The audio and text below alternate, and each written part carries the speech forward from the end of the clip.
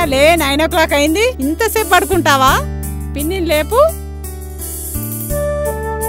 నాకు ఇష్టమైనవి రెండే రెండు, ఒకటి నిద్ర, రెండు మంచి మొగుడు. పెళ్లి చేసుకోవడం అంటే ఫ్లైట్ ఎక్కి వచ్చేసి సంగీత్లో డ్యాన్స్ వేసి తాళిగా వెళ్ళిపోవడం అనుకుంటున్నారా?